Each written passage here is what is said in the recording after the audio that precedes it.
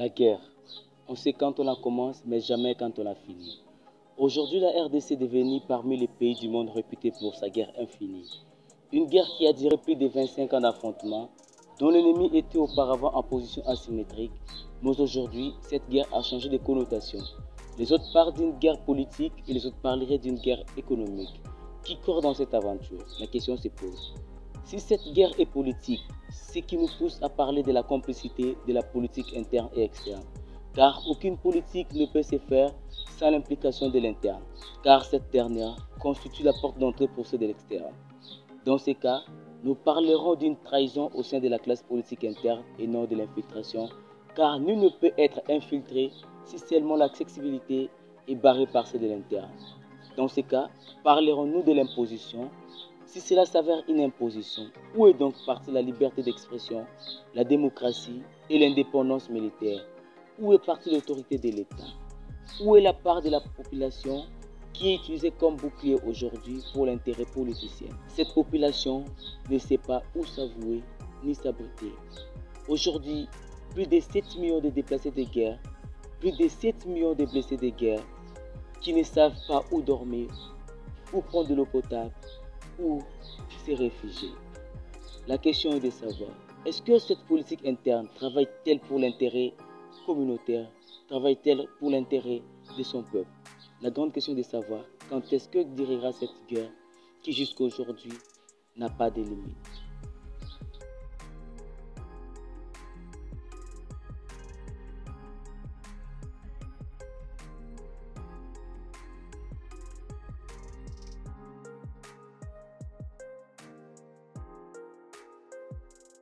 Ngambo ya ile mulima kule mundo wa hiyo sehemu.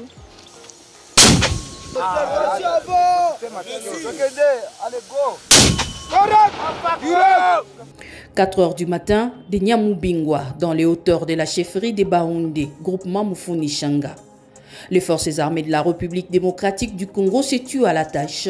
Ils poursuivent la coalition M23 AFC RDF qui a élu domicile. Sous le feu, la coalition lance des bombes à l'aveuglette et comme d'habitude, vise les civils qui s'en plaignent. 4 heures du matin, avons écouté des crépitements de cartouches et de bombes en provenance des terroristes M23. Il y a une bombe qui est venue et tombée entre la population. Demandons à l'État congolais de s'imprégner dans ce dossier avec force et avec énergie. Car nous, population, nous manquons quoi faire et nous manquons comment faire. Il faudrait que le gouvernement congolais cherche comment chasser ces terroristes. Ce sont les bananeraies qui ont été touchées. La bombe est tombée juste ici en bas. Il y a même des tôles qui ont été détruites. Nous étions assis chez nous à la maison, nous avons entendu une bombe tomber. Après, nous avons regardé, nous avons vu qu'il y a de la fumée. Mais chez nous à la maison, il y a des éclats qui sont tombés, qui ont failli nous tuer. Mais Dieu merci, nous sommes en vie. Sans relâche, aux côtés des volontaires pour la défense de la patrie, VDP en sigle, les FARDC récupèrent des collines, notamment Mema, Bitonga, Kaniro, Kasake.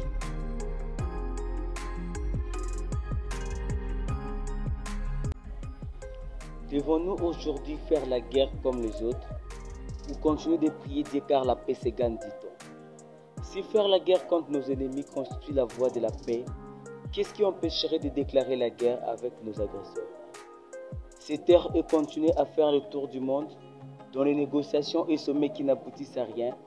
Le peuple congolais pense que faire la guerre s'avère la meilleure des options pour imposer notre respect.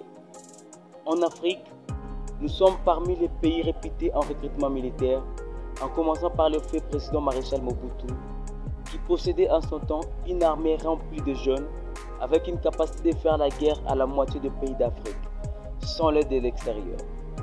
Laurent Désiré Kabila a fait ses preuves.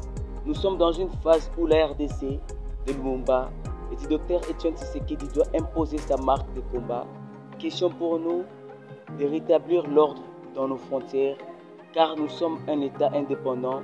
Au contraire, nous parlerons de la dépendance en plein 21e siècle. Si tel serait le cas, si tel sera le cas, où est partie l'autonomisation et la souveraineté de l'État?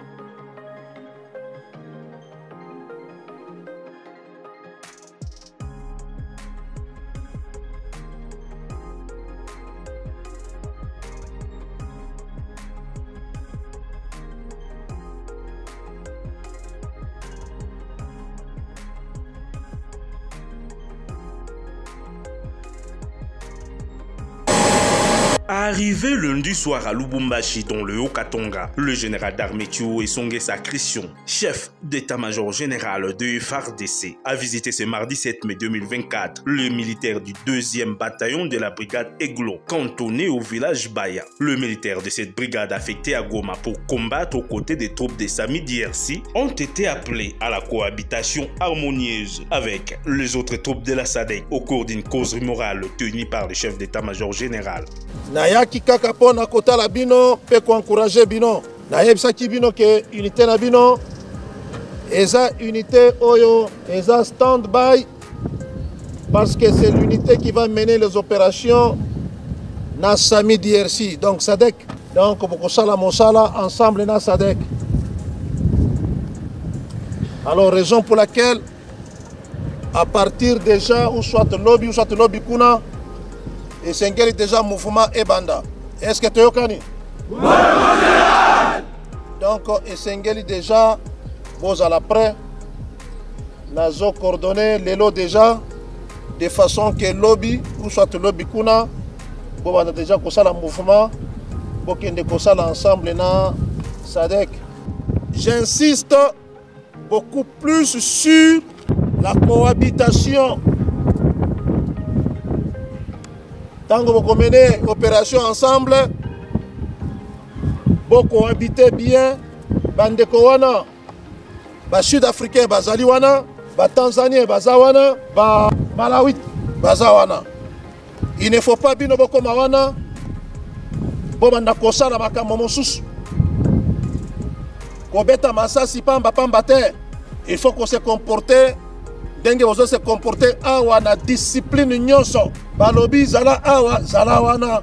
Le général Thio a également interpellé leur conscience sur l'usage abusif des réseaux sociaux pendant les opérations et leur a donné quelques conseils pour bien se comporter sur le terrain. Côté bokokende kozwa mwasi ya mutute bozala na motema ya aiglon ya ba aigle batu oyo baza na vision ya likolo ya loin kozonga simate bandeko ya Sami DRC ya SADC c'est la bino. Le même conseil, le chef d'état-major général les a prodigués aux cadres affectés à cette unité. Pour rappel, le chef d'état-major général vient d'une mission de travail purement opérationnelle à la cité frontalière. Nous vivons actuellement dans un monde où seuls les forts font la loi et établissent des règles du jeu. L'État congolais va-t-il continuer à subir les règles imposées par les dirigeants venus d'ailleurs pour leur imposer les règles du jeu? Si l'État subit la rigueur et l'imposition des règles du jeu de l'extérieur, quel serait le sort réservé à son peuple? Non, cela ne passera pas.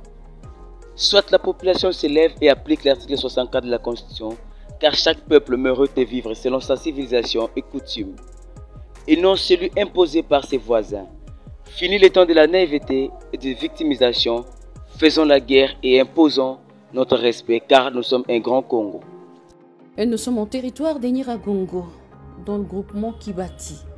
Ici, sur un terrain de 3 hectares, seront inhumées les 35 victimes des bombardements du camp de Lushagala à Mugunga par la coalition M23, armée rwandaise. Ce terrain a été visité ce vendredi 10 mai 2024 par la délégation du gouvernement central en présence du gouverneur militaire du Nord Kivu, le général-major Peter Chirimwami, qui annonce la désaffectation de cet espace. Nous avions signé hier soir un arrêté qui désaffecte ces terrains et qui l'attribue au mémorial que nous allons faire ici en mémoire de nos victimes de la barbarie des Rwandais et leurs supplétifs. Ici sera le mémorial où seront désormais enterrées toutes les victimes de la guerre que mènent les poulains de Paul Kagame sur le sol congolais, annonce le ministre des Droits humains Fabrice Pouela. Du site qui était réservé aux anciens combattants pour ériger les sites de mémoire, ces cimetières qu'on appellera génocaustes, c'est-à-dire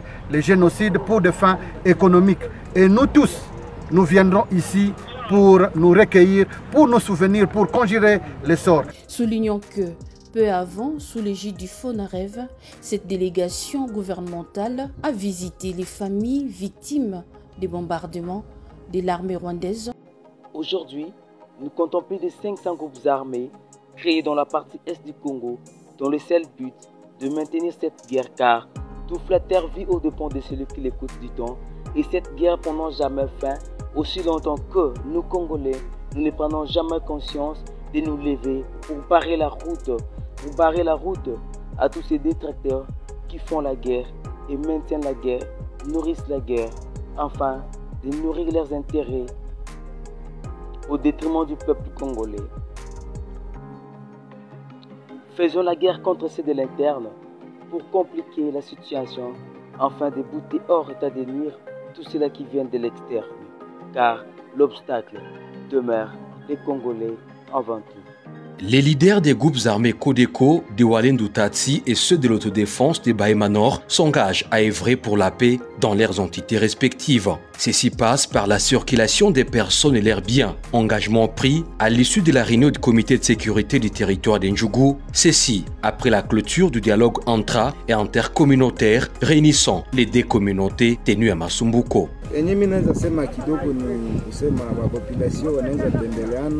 Les paix que je peux dire, les habitats se fréquentent mutuellement.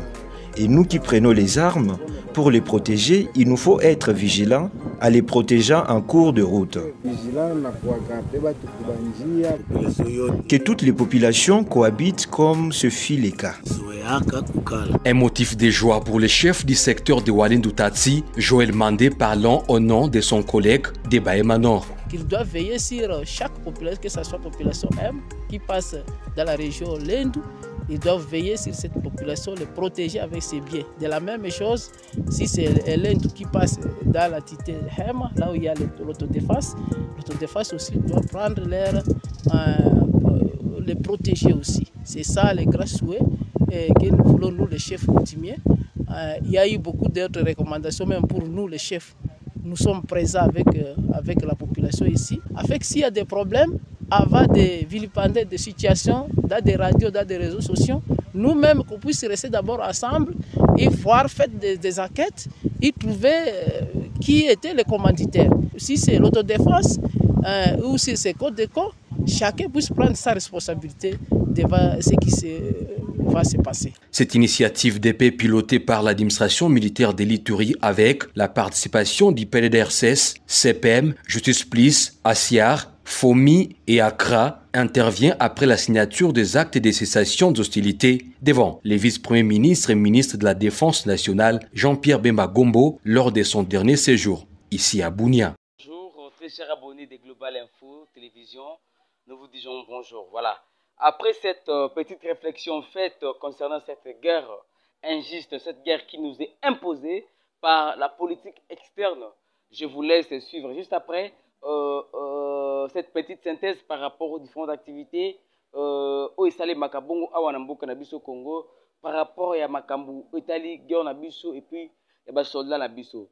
Je vous laisse suivre les 5 petites minutes restantes et puis on se retrouve juste après. Et surtout, n'oubliez pas de vous abonner sur Global Info, c'est la chaîne qui vous donne les informations en temps réel.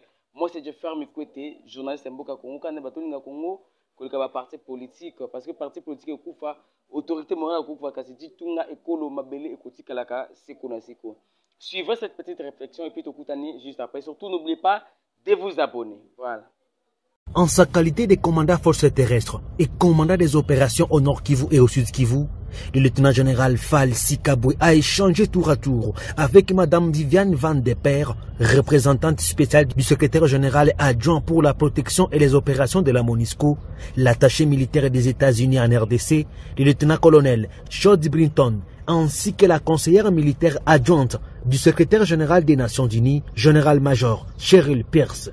Leurs échanges ont tourné sur la situation sécuritaire au Nord Kivu avec l'agression rwandaise sous le label M23, a déclaré le lieutenant-colonel Dike Kaiko Guillaume, porte-parole militaire en province. Toutes ces autorités, le lieutenant général Fall Sikabwe a fait d'abord une brève présentation de la localisation de la zone de responsabilité du commandement des opérations Nord Kivu et Sud Kivu. Juste après, il était question d'une historique et une chronologie des faits d'agression du Rwanda sur la République démocratique du Congo. Il a été relevé à ce sujet le nombre de fois que le Rwanda, depuis 1996 jusqu'à ce jour, a créé des différents mouvements armés pour la déstabilisation de la République démocratique du Congo,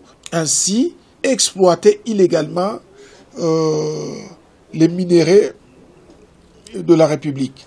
À ces hôtes, le lieutenant général Fall Sikabwe en a profité pour appeler la communauté internationale à résoudre aux côtés de la RDC la problématique des FDLR, étant la raison avancée par les Rwandais pour agresser le pays de Lumumba. Le lieutenant général Fall Sikabwe a fait savoir à ces différentes autorités que le problème des FDLR que brandit chaque fois les Rwandais pour expliquer sa présence en République démocratique du Congo est un problème que la communauté internationale doit nécessairement se joindre, n'est-ce pas, à la République démocratique du Congo pour trouver des solutions efficaces. Soulignons que le lieutenant général Fall Sikabwe a par la suite procédé à la remise des brevets aux militaires du 34081e bataillon des FARDC ayant suivi la formation aux tactiques d'infanterie en présence du commandant de la force de la SADC et du commandant 34e région militaire.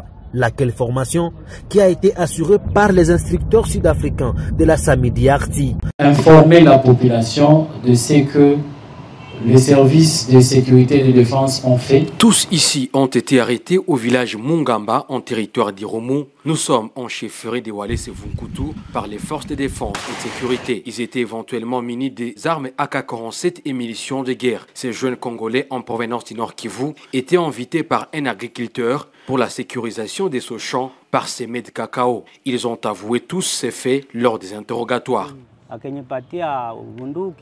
Ils m'ont donné 4 armes et des munitions, et même nos talismans. C'est comme ça que je suis descendu ici à Mungamba.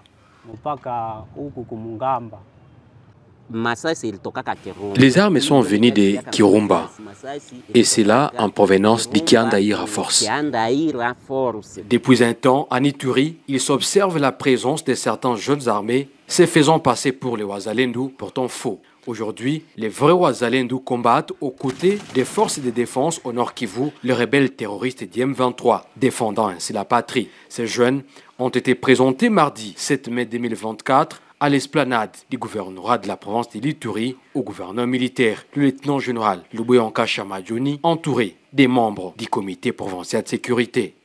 Dans le but de recadrer certains éléments de la police nationale congolaise et de lutter contre l'impunité dans l'exercice de leurs fonctions, le tribunal militaire de garnison de Kalemi a siégé en chambre foraine dans le site de l'état-major Léni, situé dans le quartier Kichanga, non loin du camp marin, ce jeudi 23 mai à Kalemi. Il s'agit d'un procès de l'infraction flagrante sur le viol d'une mineure de 17 ans dans la nuit du 20 au 21 mai 2024 dans un SIAT de la place en charge de 3 prévenus policiers dont l'AP Mwepu Kitenge, l'AP Kabimba Wakabimba et de l'AP Putu Kajingu, tous de l'unité de la Légion nationale d'intervention Léni Tanganyika. Nous sommes ici sous ces manguiers sur le président pour pouvoir vous présenter les 3 prévenus. Ces 3 prévenus sont tous des policiers. Ils se sont permis, Monsieur le Président, de violer une jeune fille. Tous 3, Monsieur le Président, à tour de rôle.